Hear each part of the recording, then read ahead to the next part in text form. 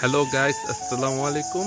আজকে ঈদের তৃতীয় দিন আমরা আসছি শরীয়তপুরের অন্যতম একটি দর্শনীয় স্থানে। এটা হচ্ছে শরীয়তপুর কার্তিকপুর জমিদার বাড়ি। আপনারা দেখতেই পারবেন যে এখানে যে প্রাচীর স্থাপত্য রয়েছে, স্থাপত্য শৈলী আপনাকে মনোমুগ্ধকর করবে।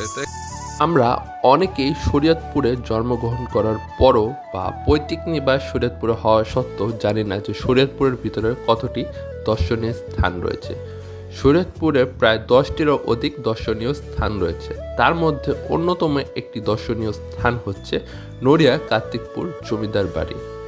আমরা এবার ঠিক করেছি যে শরীয়তপুরের যতগুলো দর্শনীয় স্থান রয়েছে সেগুলো ঘুরে দেখব। তার মধ্যে অন্যতম একটি দর্শনীয় স্থান হচ্ছে কার্তিকপুর জমিদার বাড়ি।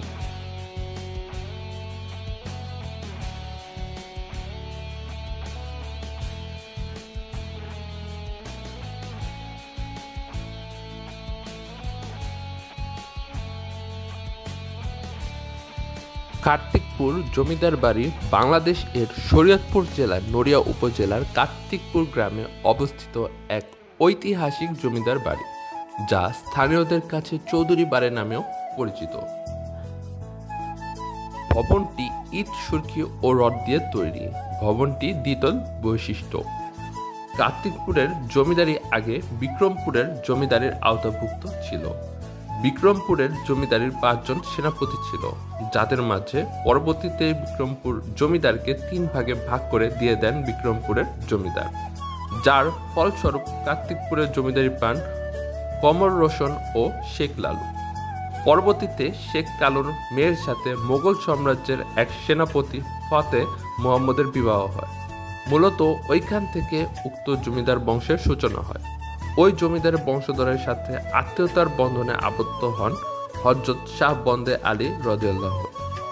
ঢাকার নবাব খাজা আহসান উল্লাহ, খাজা সলিম উল্লাহ, করতিয়ার জমিদার ওয়াজেদ আলী খান পন্নী, বগুড়ার নবাব আলতাফ আলী ও ফরায়েজি আন্দোলনের নেতা হাজী শরীয়তুল্লাহর বংশধরের সাথে। জমিদার বাড়িটিতে সুন্দর ও কারুকার্যময় একটি দ্বিতল বিশিষ্ট ভবন রয়েছে। এছাড়াও শান বাঁধানো একটি পুকুরও রয়েছে। জমিদারের বংশধররা এখনও এখানে বসবাস করতেছেন। এছাড়াও জমিদার বংশের অনেকেই এখন ঢাকা বা অন্যান্য জায়গায় বসবাস করতেছেন।